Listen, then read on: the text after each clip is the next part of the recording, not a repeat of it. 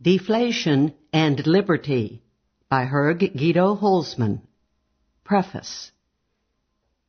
It is my great pleasure to see this little essay in print. Written and presented more than 5 years ago, it was welcomed at the time by scholars with a background in Austrian economics. However, it was not understood and was rejected by those who did not have this background. In order to reach a broader audience, a short essay would simply not do.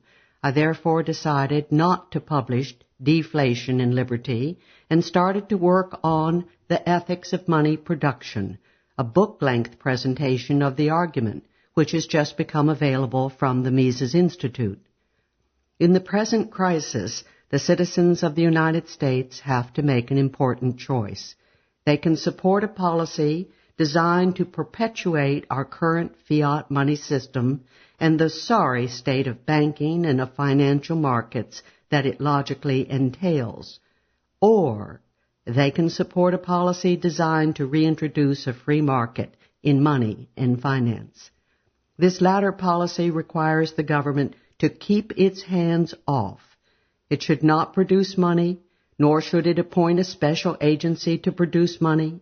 It should not force the citizens to use fiat money by imposing legal tender laws.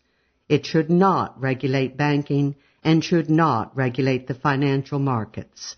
It should not try to fix the interest rate, the prices of financial titles, or commodity prices. Clearly, these measures are radical by present-day standards, and they are not likely to find sufficient support. But they lack support out of ignorance and fear. We are told by virtually all the experts on money and finance, the central bankers and most university professors, that the crisis hits us despite the best efforts of the Fed. That money, banking, and financial markets are not meant to be free because they end up in disarray, despite the massive presence of the government as a financial agent, as a regulator, and as money producer. That our monetary system provides us with great benefits that we would be foolish not to preserve. Those same experts, therefore, urge us to give the government an even greater presence in the financial markets, to increase its regulatory powers, and to encourage even more money production to be used for bailouts. However, all of these contentions are wrong, as economists have demonstrated again and again since the times of Adam Smith and David Ricardo. A paper money system is not beneficial from an overall point of view. It does not create real resources on which our welfare depends. It merely distributes the existing resources in a different manner. Some people gain, others lose.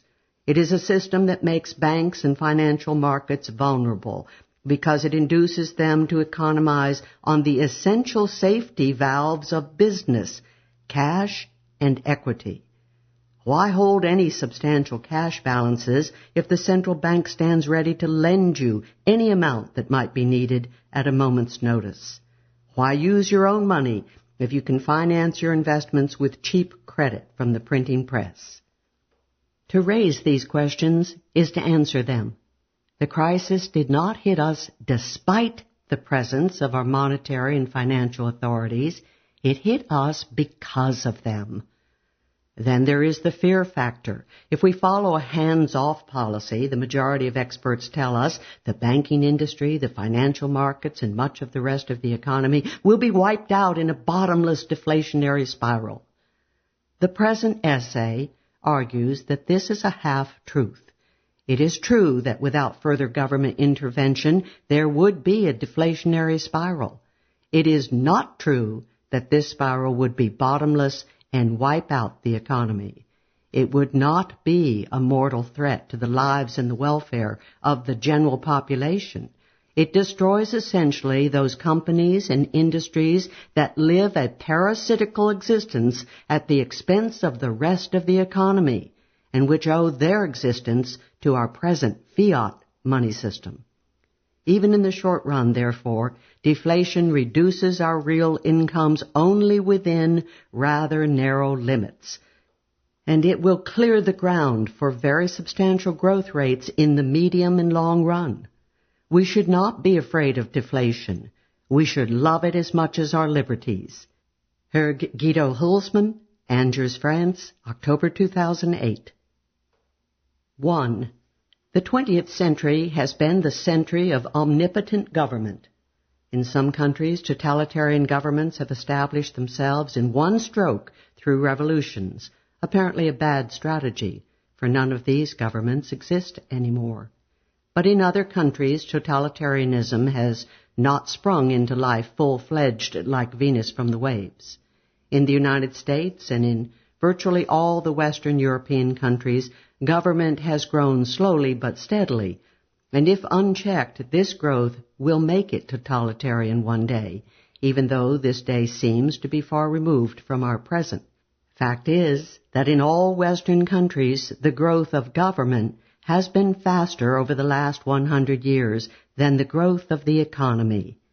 Its most conspicuous manifestations are the welfare state and the warfare state. In the American case, the warfare state has been a more powerful engine of government growth than the welfare state.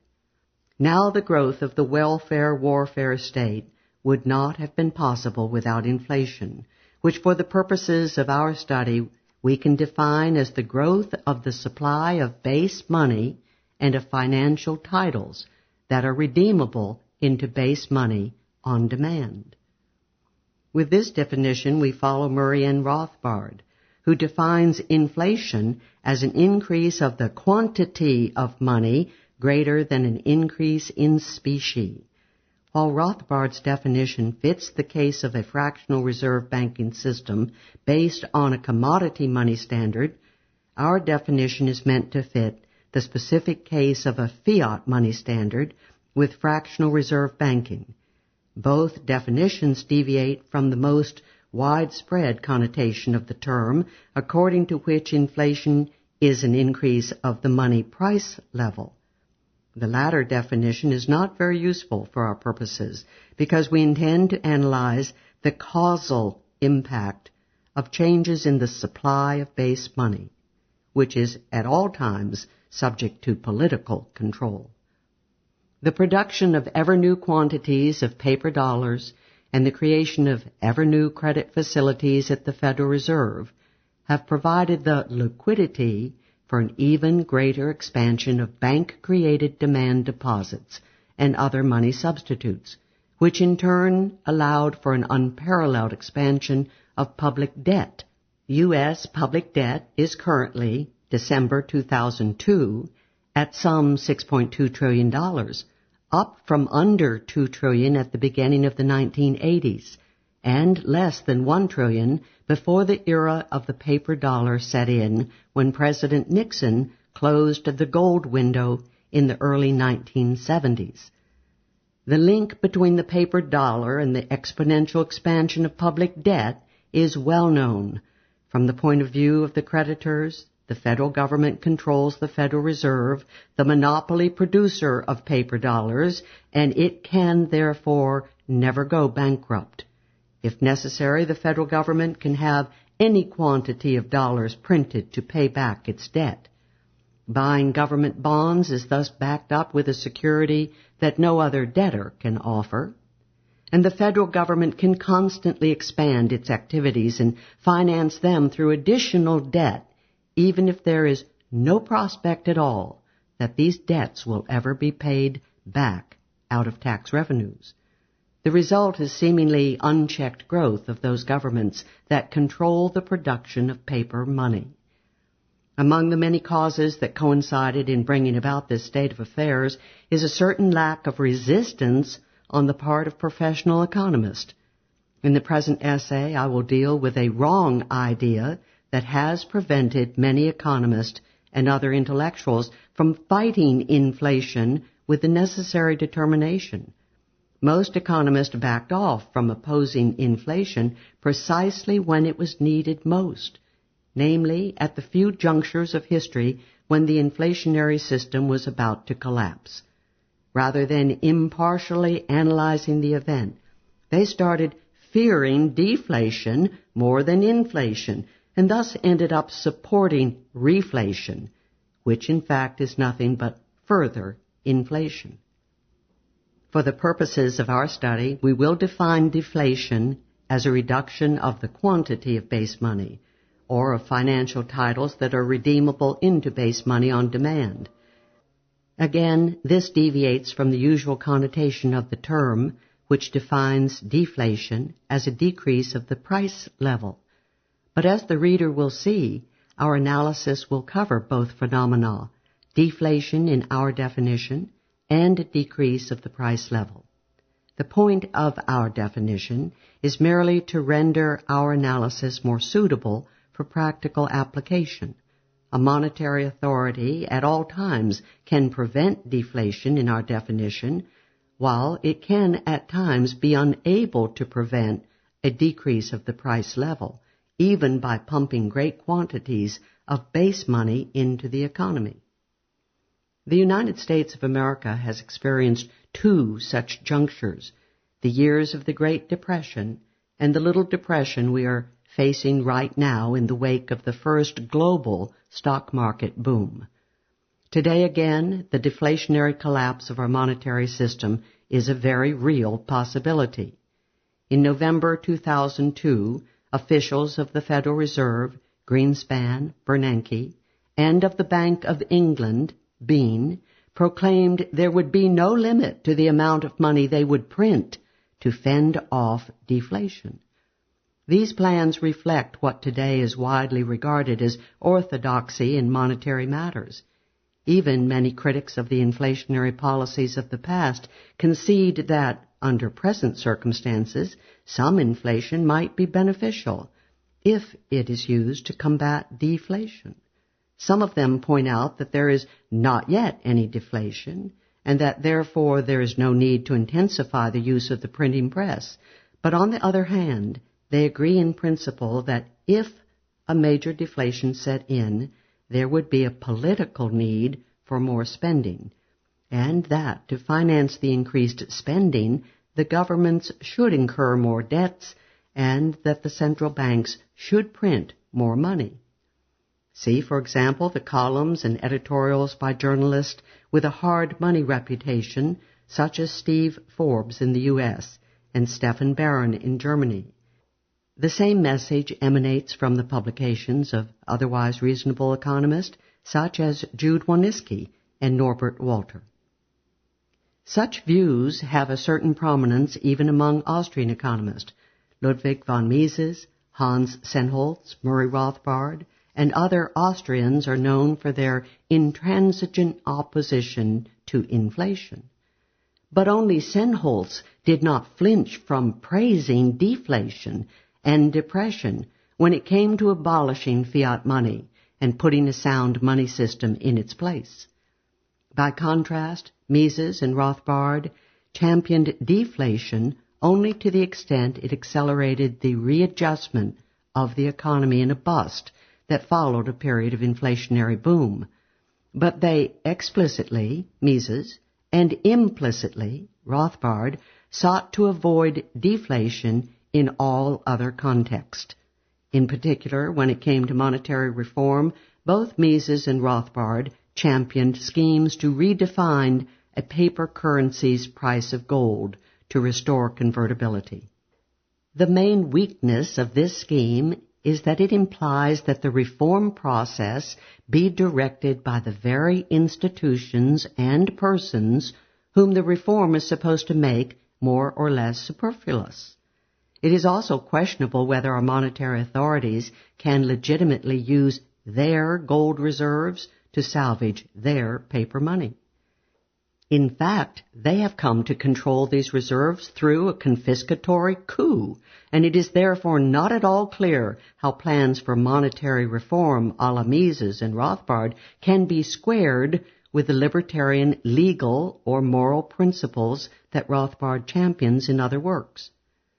But there is also another issue that needs to be addressed. What is actually wrong with deflating the money supply from an economic point of view? This question will be at center stage here, which can fortunately build on Rothbard's analysis of deflation, which demonstrated in particular the beneficial role that deflation can have in speeding up the readjustment of the productive structure after a financial crisis.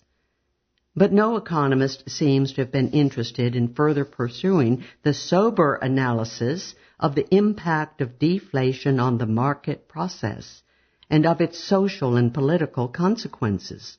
The truth is that deflation has become the scapegoat of the economics profession.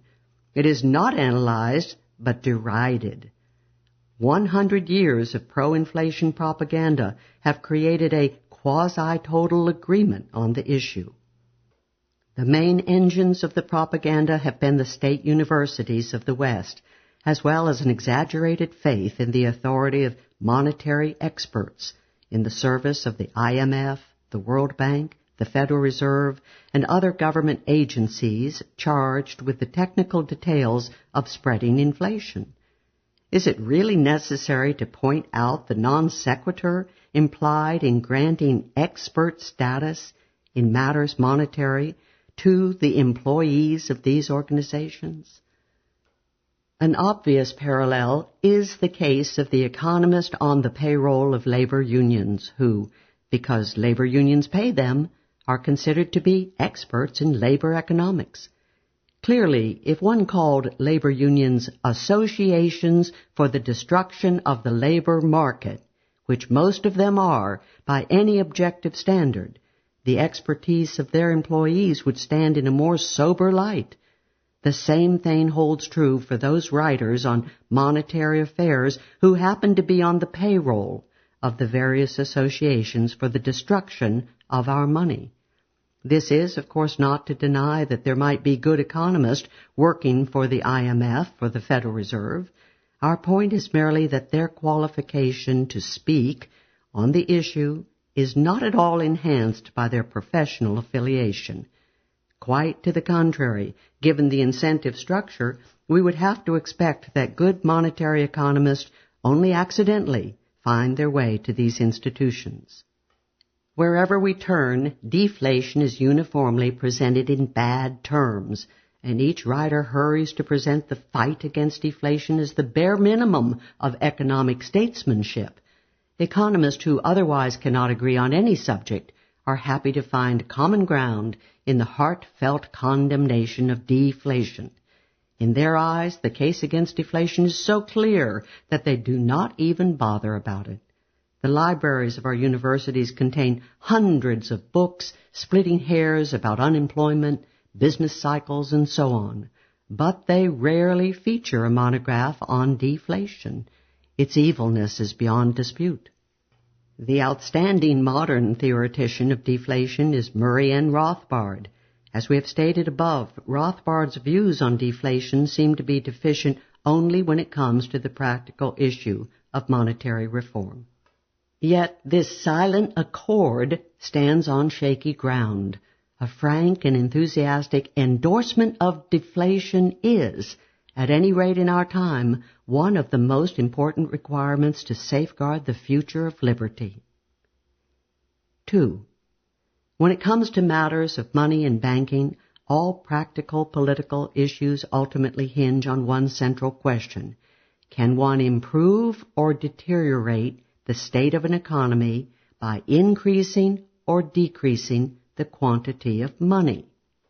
Speaking of an economy, we mean the group of persons using the same money.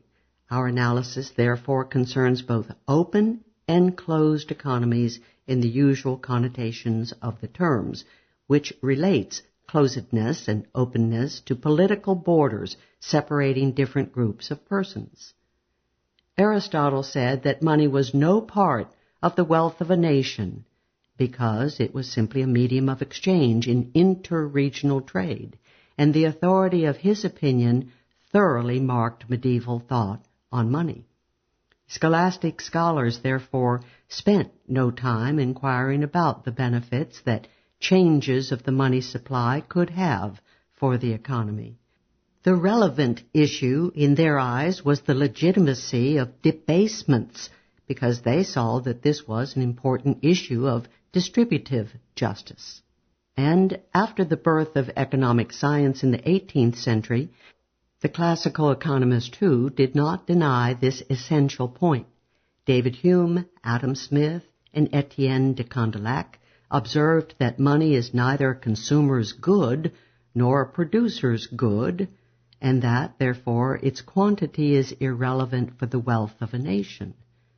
This crucial insight would also inspire the intellectual battles of the next 4 or 5 generations of economists, men such as Jean-Baptiste Say, David Ricardo, John Stuart Mill, Frederick Bastiat, and Karl Menger, who constantly made the case for sound money. As a result, the Western world had much more sound money in the 19th century than in the 20th century. Large strata of the population paid and were paid in coins made out of precious metals, especially out of gold and silver. It was money that made these citizens, however humble their social status, sovereign in monetary affairs. The art of coinage flourished and produced coins that could be authenticated by every market participant. Some present-day libertarians harbor a romantic picture of these days of the classical gold standard, and it is true that it was the golden age of monetary institutions in the West, especially when we compare them with our own time, in which the monetary equivalent of alchemy has risen to the status of orthodoxy.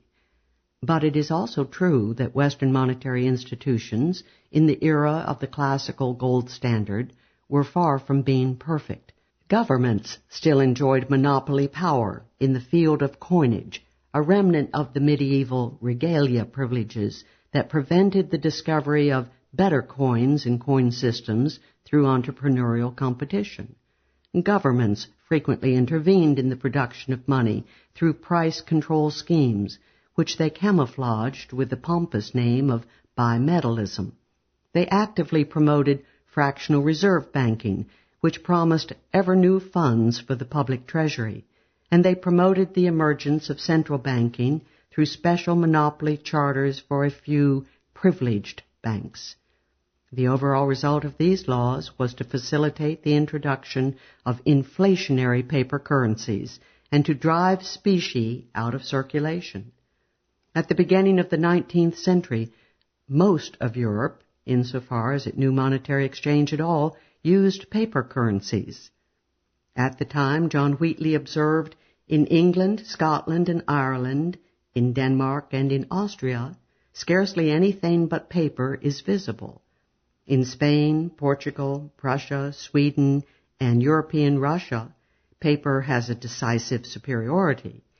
And in France, Italy, and Turkey only, the prevalence of specie is apparent.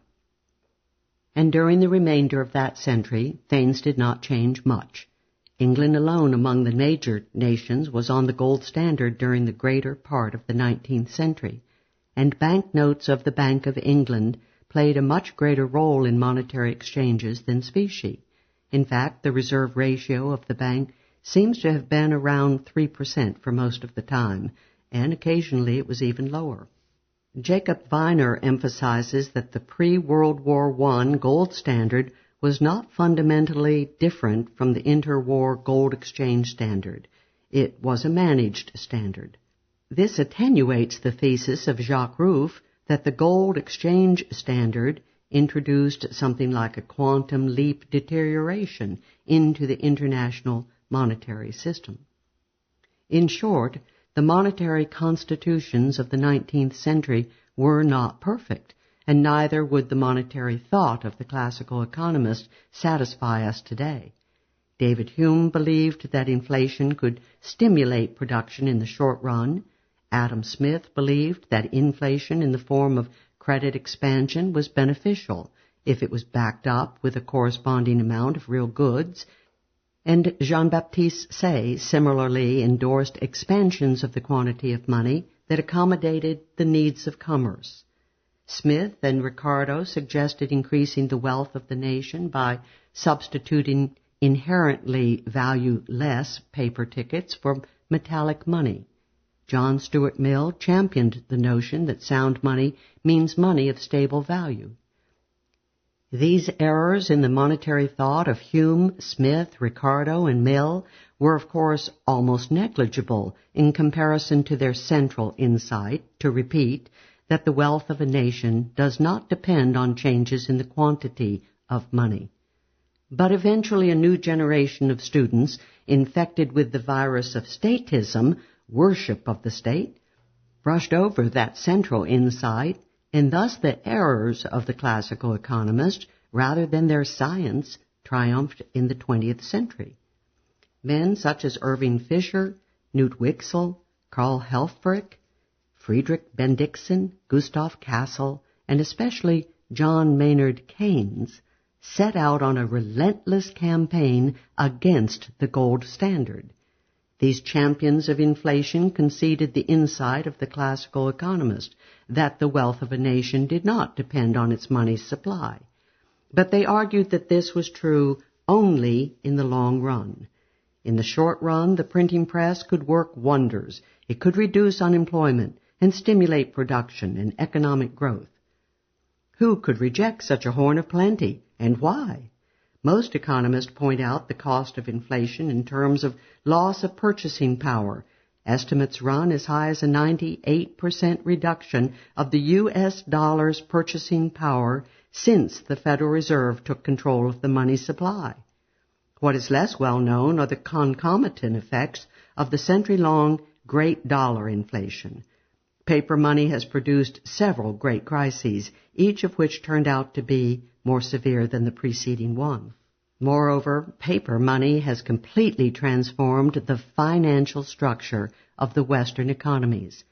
At the beginning of the 20th century, most firms and industrial corporations were financed out of their revenues, and banks and other financial intermediaries played only a subordinate role.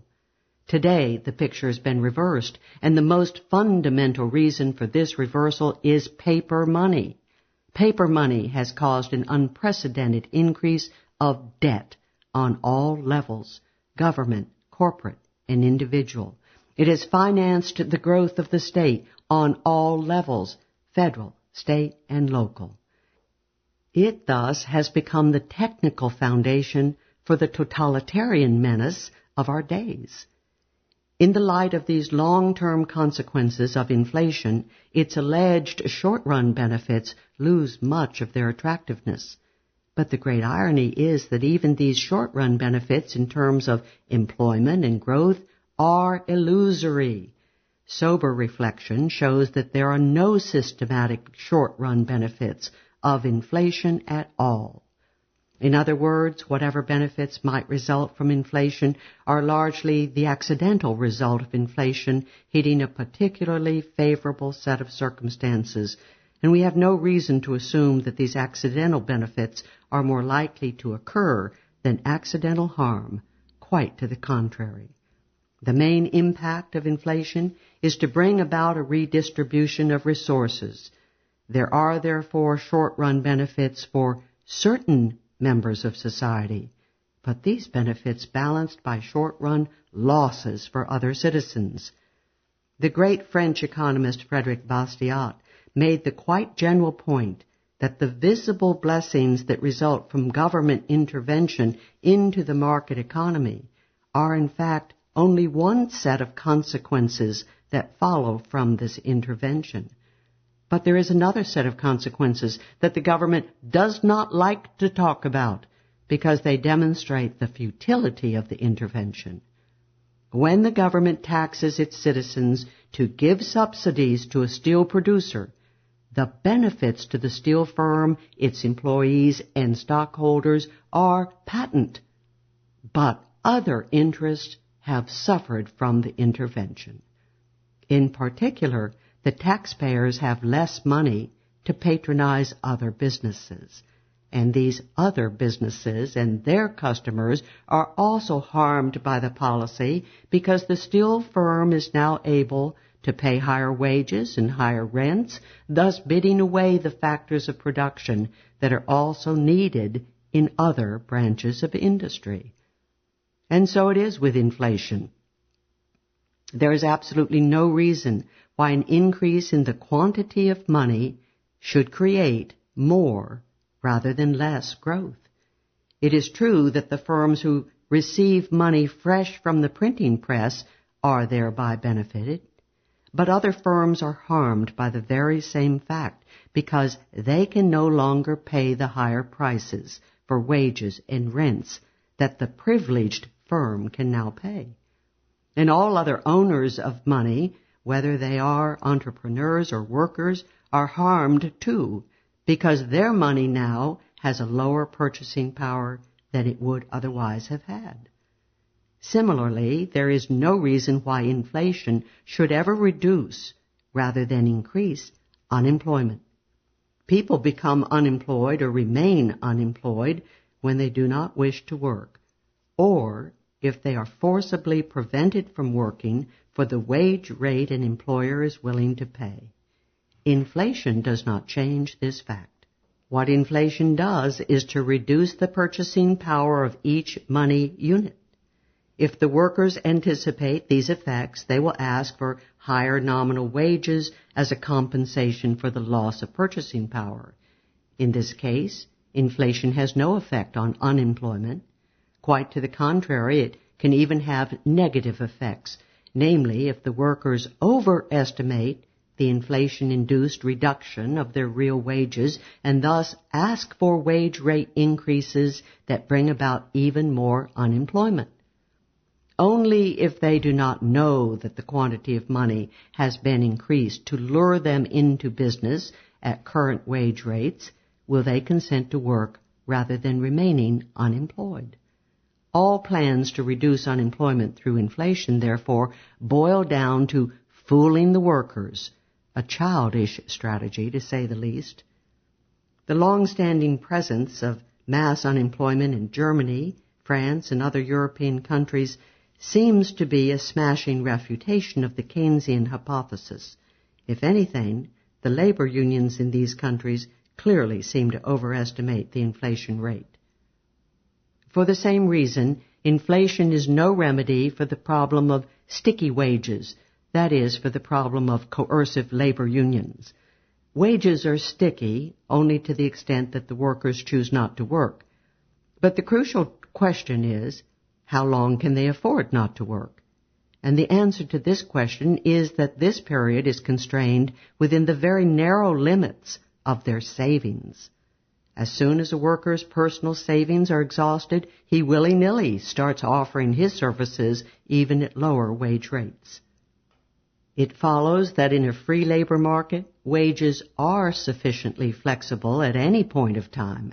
Stickiness comes into play only as a result of government intervention, in particular in the form of A, tax-financed unemployment relief, and of B, legislation giving the labor unions a monopoly of the labor supply. Since we are not concerned here with questions of labor economics, we can directly turn to the connection between employment and monetary policy. Does inflation solve the problem of sticky wages?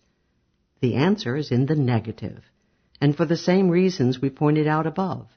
Inflation can overcome the problem of sticky wages only to the extent that the paper money producers can surprise the labor unions. To the extent that the latter anticipate the moves of the masters of the printing press, inflation will either not reduce unemployment at all or even increase it further. 3. From the standpoint of the commonly shared interest of all members of society, the quantity of money is irrelevant. Any quantity of money provides all the services that indirect exchange can possibly provide, both in the long run and in the short run. This fact is the unshakable starting point for any sound reflection on monetary matters. And it is the most important criterion when it comes to dealing with deflation. In light of the principle discovered by the classical economist, we can say that deflation is certainly not what it is commonly alleged to be, a curse for all members of society. Deflation is a monetary phenomenon, and as such, it does affect the distribution of wealth among the individuals and various strata of society, as well as the relative importance of the different branches of industry. But it does not affect the aggregate wealth of society. Deflation is a drastic reduction of the quantity of money or of money substitutes, and it entails a precipitous decline of money prices. Such an event, be it ever so dramatic for a great number of individuals, is most certainly not a mortal threat for society as a whole. This is also recognized, implicitly at least, in the few works of management literature that deal with entrepreneurship in a deflationary environment. Imagine if all prices were to drop tomorrow by 50%. Would this affect our ability to feed, clothe, shelter, and transport ourselves? It would not, because the disappearance of money is not paralleled by a disappearance of the physical structure of production.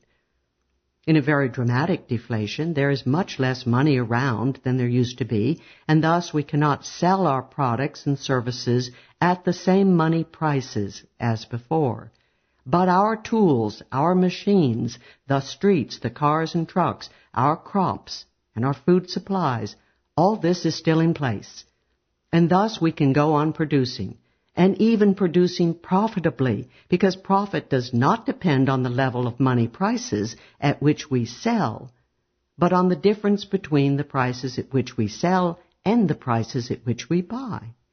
In a deflation, both sets of prices drop, and as a consequence, for-profit production can go on. There is only one fundamental change that deflation brings about. It radically modifies the structure of ownership. Firms financed per credits go bankrupt because at the lower level of prices they can no longer pay back the credits they had incurred without anticipating the deflation. Private households with mortgages and other considerable debts to pay back go bankrupt because with the decline of money prices their monetary income declines too, whereas their debts remain at the nominal level. The very attempt to liquidate assets to pay back debt entails a further reduction of the value of those assets, thus making it even more difficult for them to come even with their creditors. In the memorable words of Irving Fisher, the more the debtors pay, the more they owe. Yet from this correct observation, Fisher jumped to the fallacious statement that the liquidation defeats itself. Let us emphasize again that bankruptcies, irrespective of how many individuals are involved, do not affect the real wealth of the nation, and in particular that they do not prevent the successful continuation of production. The point is that other people will run the firms and own the houses, people who at the time the deflation set in were out of debt and had cash in their hands to buy firms and real estate. These new owners can run the firms profitably at the much lower level of selling prices because they bought the stock and will buy other factors of production at lower prices too. In short, the true crux of deflation is that it does not hide the redistribution going hand in hand with changes in the quantity of money. It entails visible misery for many people to the benefit of equally visible winners. This starkly contrasts with inflation, which creates anonymous winners at the expense of anonymous losers. Both deflation and inflation are, from the point of view we have so far espoused, zero-sum games. But inflation is a secret rip-off, and thus the perfect vehicle for the exploitation of a population through its false elites, whereas deflation means open redistribution through bankruptcy according to the law. 4. With these statements, we could close our analysis.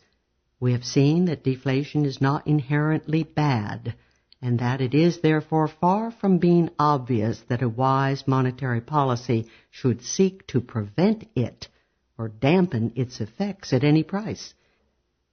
Deflation creates a great number of losers, and many of these losers are perfectly innocent people who have just not been wise enough to anticipate the event. But deflation also creates many winners, and it also punishes many political entrepreneurs who had thrived on their intimate connections to those who control the production of fiat money.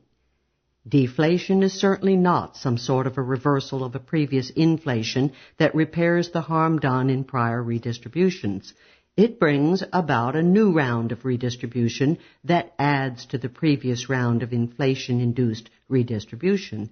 But it would be an error to infer from this fact that a deflation following a foregoing inflation was somehow harmful from an economic point, because it would involve additional redistributions. The point is that any monetary policy has redistributive effects.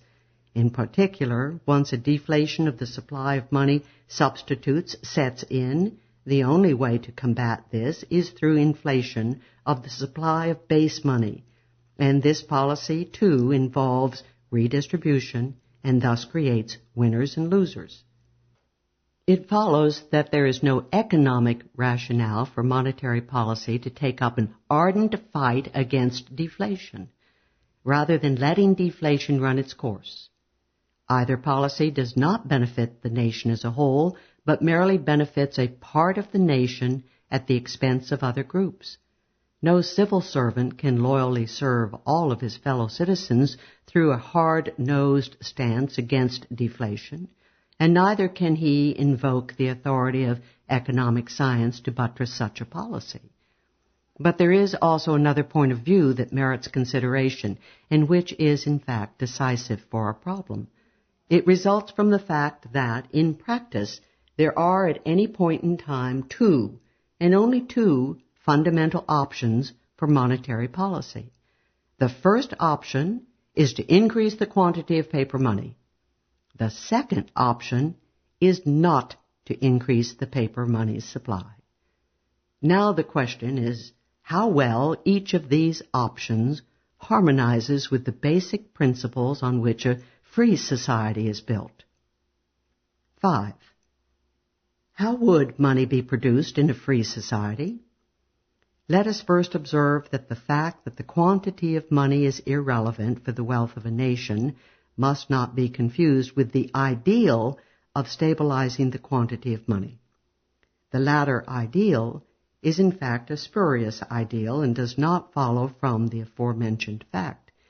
There is nothing wrong with increases or decreases of the quantity of money.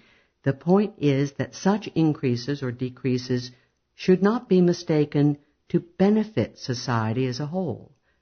Right and wrong in monetary policy does not concern the question, to which end should the quantity of money be modified?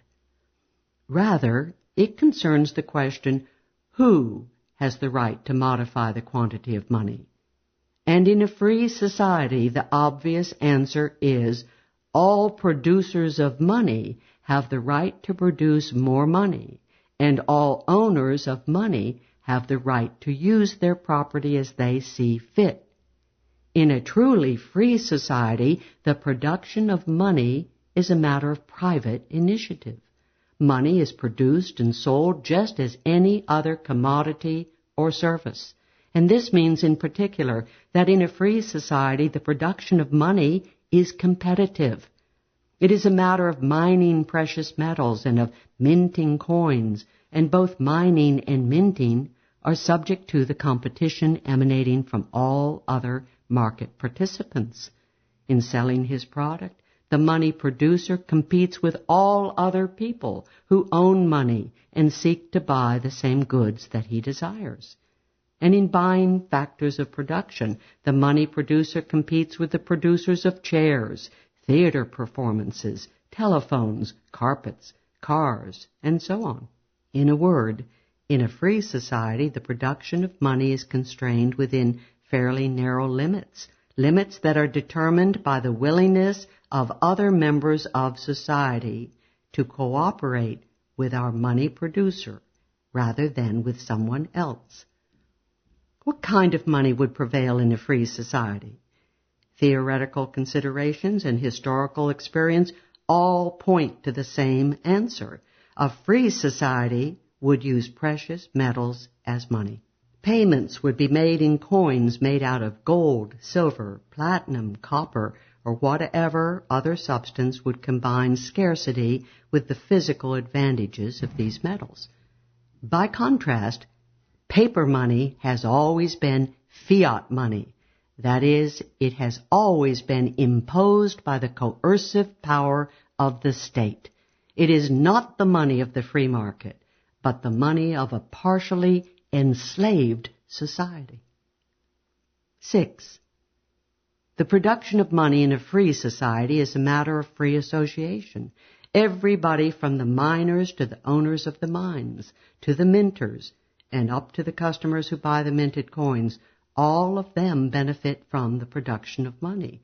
None of them violates the property rights of anybody else, because everybody is free to enter the mining and minting business, and nobody is obliged to buy the product. Things are completely different once returned to money production in interventionist regimes, which have prevailed in the West for the better part of the past 150 years. Here, we need to mention in particular two institutional forms of monetary interventionism: fraudulent fractional reserve banking and fiat money. The common characteristic of both these institutions is that they violate the principle of free association. They enable the producers of paper money and of money titles to expand their production through the violation of other people's property rights. Banking is fraudulent whenever bankers sell uncovered or only partially covered money substitutes that they present as fully covered titles for money. These bankers sell more money substitutes than they could have sold if they had taken care to keep a 100% reserve for each substitute they issued. This point is, by the way, undisputed by all participants in the present debate on fractional reserve banking. In contrast to the present author, however, Lawrence White seems to believe that historical fractional reserve banking has rarely, if ever, been fraudulent. The producer of fiat money, in our days typically paper money, sells a product that cannot withstand the competition of free market monies such as gold and silver coins, and which the market participants only use because the use of all other monies is severely restricted or even outlawed. The most eloquent illustration of this fact is that paper money in all countries has been protected through legal tender laws. Paper money is inherently fiat money. It cannot thrive but when it is imposed by the state. Notice that this point holds true only for genuine paper monies, not necessarily for national paper currencies consisting of money substitutes backed by commodity money. Neither does our contention necessarily apply to credit monies, such as the paper pound during the Napoleonic Wars. In both cases, the production of money is excessive because it is no longer constrained by the informed and voluntary association of the buying public. On a free market, paper money could not sustain the competition of the far superior metal monies. The production of any quantity of paper money is therefore excessive by the standards of a free society. Similarly, fractional reserve banking produces excessive quantities of money substitutes, at any rate in those cases in which the customers are not informed that they are offered fractional reserve bank deposits rather than genuine money titles. This excessive production of money and money titles is inflation by the Rothbardian definition, which we have adapted in the present study to the case of paper money. Inflation is an unjustifiable redistribution of income in favor of those who receive the new money and money titles first, and to the detriment of those who receive them last. In practice, the redistribution always works out in favor of the fiat money producers themselves, whom we misleadingly call central banks, and of their partners in the banking sector and at the stock exchange. And of course, inflation works out to the advantage of governments and their closest allies in the business world. Inflation is the vehicle through which these individuals and groups enrich themselves unjustifiably at the expense of the citizenry at large. If there is any truth to the socialist caricature of capitalism, an economic system that exploits the poor to the benefit of the rich, then this caricature holds true for a capitalist system strangulated by inflation. The relentless influx of paper money makes the wealthy and powerful richer and more powerful than they would be if they depended exclusively on the voluntary support of their fellow citizens. And because it shields the political and economic establishment of the country from the competition emanating from the rest of society, inflation puts a brake on social mobility. The rich stay rich longer, and the poor stay poor longer than they would in a free society. In this regard, inflation works in an unholy alliance with the tax code.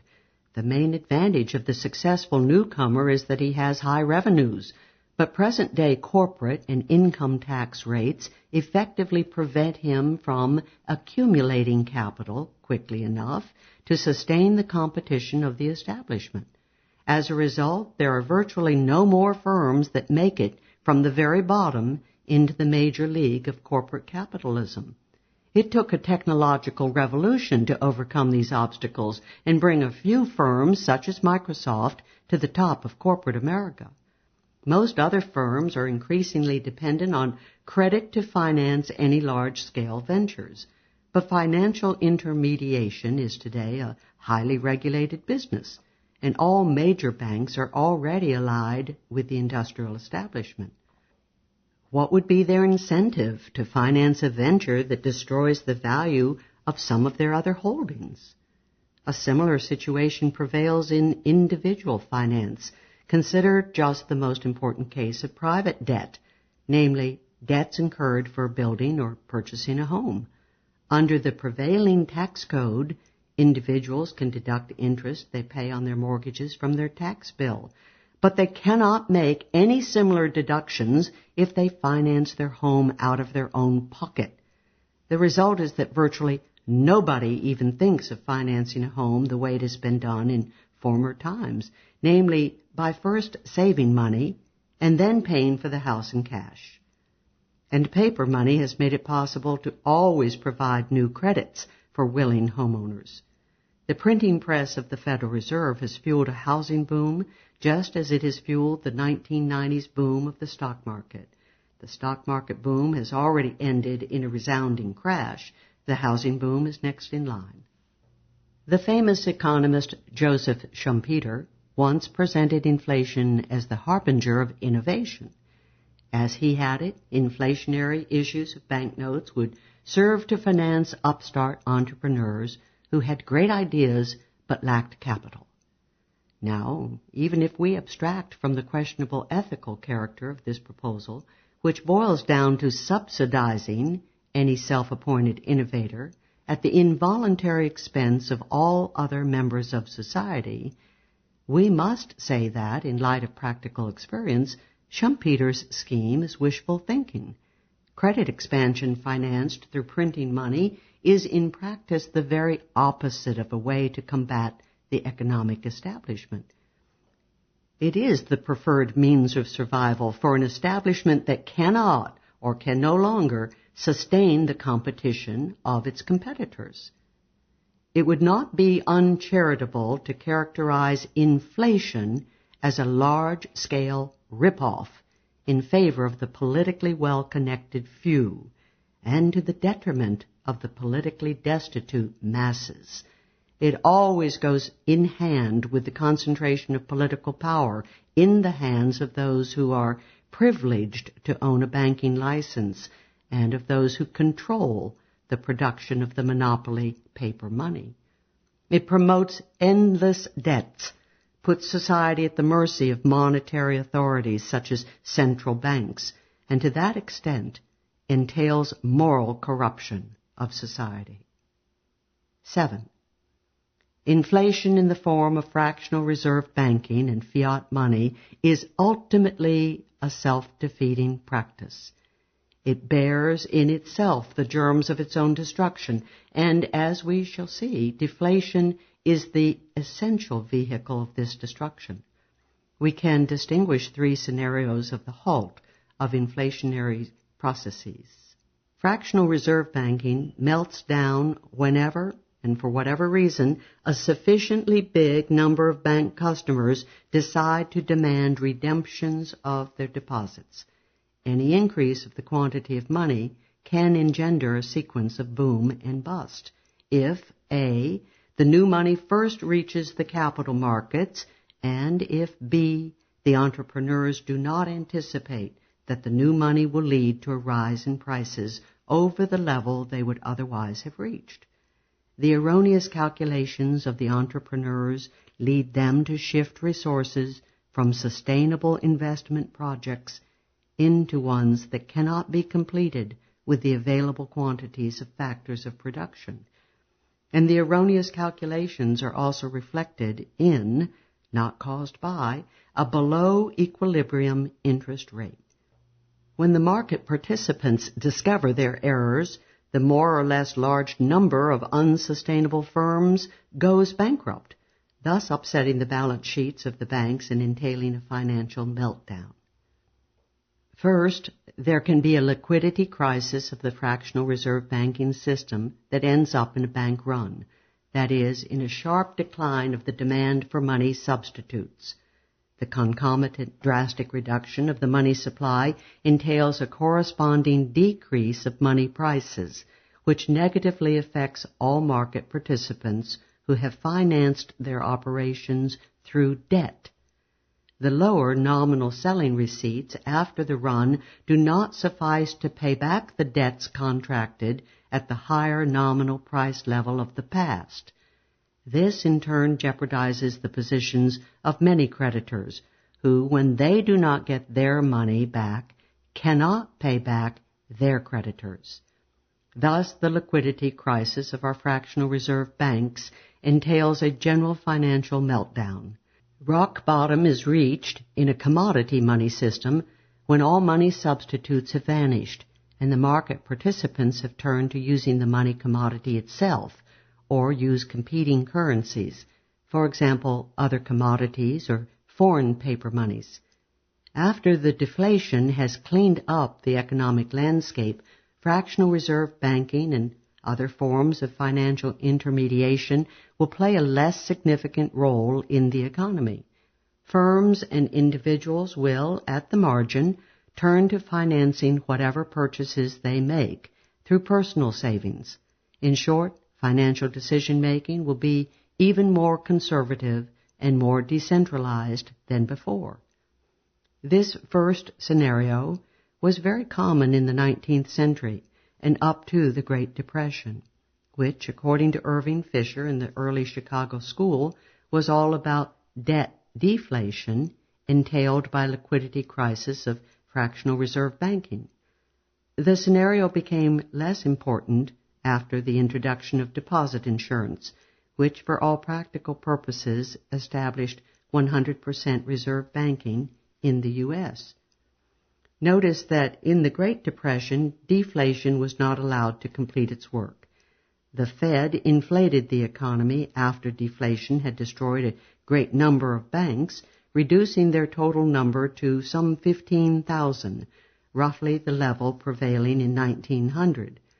These select few, protected by federal deposit insurance, then surfed on the Fed-created inflation and expanded their total assets from $51.4 billion in 1933 to $242.6 billion in 1957. It could have some relevance, however, in explaining the more recent financial crises in Russia, Brazil, Argentina, and certain Asian countries, in particular if the currencies of these countries at the time of the crisis could be interpreted as money substitutes for U.S. dollars. Second, there can be intertemporal misallocations of resources when fraudulent fractional reserve banks increase the money supply and thereby depress market interest rates below their equilibrium level. Then, entrepreneurs invest too many of the available resources high up in the physical production chain and not enough resources in the lower stages of the structure of production. The result becomes visible after some time when a more or less great number of firms must file bankruptcy. This in turn jeopardizes their creditors, in particular fractional reserve banks, and leads to the chain of events we described above. The difference between the second and the first scenario is in the causation of the bank run. In the former, the bank run starts more or less by accident, when one major market participant, be it out of negligence or due to unforeseen contingencies, fails and pulls down a house of cards. By contrast, in the scenario we are now considering, the bank run is the necessary consequence of a previous misallocation of resources that resulted from a fraudulent increase of the money supply. The question whether this scenario applied to any historical crisis is somewhat controversial. Many Austrian economists believe it fits the Great Depression and several other economic crises of the past. At any rate, it is certainly a conceivable scenario, and it also involves a heavy dose of money substitute deflation. Hence, in this scenario, too, inflation ends up in a deflationary meltdown of the old ways of finance. The share of banking and financial intermediation in overall economic activity will be reduced, and financial decision-making will be even more conservative and decentralized than it is anyway. The two foregoing scenarios both involve a more or less sudden decline of the demand for money substitutes, which entail a more or less rapid physical disappearance of these substitutes from circulation, as market participants switch to using base money. By contrast, in the case of paper money, it is very unlikely that there will ever be a rapid deflation in our definition, a reduction of the money supply. The reason is that paper money is protected through legal tender laws and other legislation. That leaves barter as the only legal alternative to using paper money, and barter is so much less beneficial than monetary exchange that market participants typically prefer, using even very inflationary monies rather than turning to barter. In all known cases, it was only under extreme duress, when the purchasing power of their paper money holdings dwindled within hours so that indirect exchange became impracticable, that the market participants finally ignored the laws and started using other monies than the legal tender. The foregoing three scenarios cover probably most historical cases in which inflation has been brought to an end. If we tie this up with our comparative analysis of free and compulsory production of money and money substitutes, we come to the conclusion that deflation is not a mere redistribution game that benefits some individuals and groups at the expense of other individuals and groups. Rather, deflation appears as a great harbinger of liberty. It stops inflation and destroys the institutions that produce inflation. It abolishes the advantage that inflation-based debt finance enjoys at the margin over savings-based equity finance. And it therefore decentralizes financial decision-making and makes banks, firms, and individuals more prudent and self-reliant than they would have been under inflation. Most importantly, deflation eradicates the rechanneling of incomes that result from the monopoly privileges of central banks. It thus destroys the economic basis of the false elites and obliges them to become true elites rather quickly, or abdicate and make way for new entrepreneurs and other social leaders. It is highly significant that the authors of the 1931 Macmillan Report, which analyzed the worldwide financial crisis of the time, recognized and emphasized that deflation was foremost a political problem. They clearly saw that deflation brings down the politico-economic establishment, which thrives on inflation and debts, and that it therefore brings about some circulation of the elites. The late Lord Keynes and his co-authors, among them several leaders of the London banking industry and of the British cooperative and labor union movements, were of course convinced that their country could not do without them. Deflation puts a brake, at the very least a temporary brake, on the further concentration and consolidation of power in the hands of the federal government, and in particular in the executive branch. It dampens the growth of the welfare state if it does not lead to its outright implosion. In short, deflation is at least potentially a great liberating force.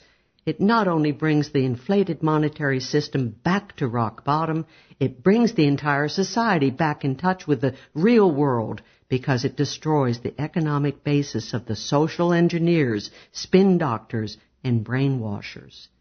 In light of these considerations, deflation is not merely one fundamental policy option next to the fundamental alternative of reinflation. Rather, if our purpose is to maintain and, where necessary, to restore a free society, then deflation is the only acceptable monetary policy. The case of Japan might serve as a warning counterexample. The severe Japanese recession of the early 1990s was both an economic and a political threat to the establishment. In Japan, the process of consolidation and centralization of power started right after World War II, when the economic experts within the U.S. occupation forces imposed Keynesian and socialist policies on their former enemy. By the late 1980s, the process had advanced to such an extent that it was politically impossible to allow deflation to cleanse the economy and politics. The Japanese governments of the 1990s sought to fix the economic crisis through increasingly heavy doses of inflation. But the only result of this policy was to give a zombie life to the hopelessly bureaucratic and bankrupt conglomerates that controlled Japanese industry, banking, and politics. After almost 15 years of mindless inflation, Japan's economic crisis has turned into a fundamental political crisis that sooner or later will bring the country onto the verge of revolution. This is also what will happen to the West if the citizens of our countries let their governments have a free hand in monetary affairs. 8. In conclusion, let us restate the main points. Deflation is far from being inherently bad. Quite to the contrary, it fulfills the very important social function of cleansing the economy and the body politic from all sorts of parasites that have thrived on the previous inflation. In a word, the dangers of deflation are chimerical, but its charms are very real. There is absolutely no reason to be concerned about the economic effects of deflation unless one equates the welfare of the nation with the welfare of its false elites.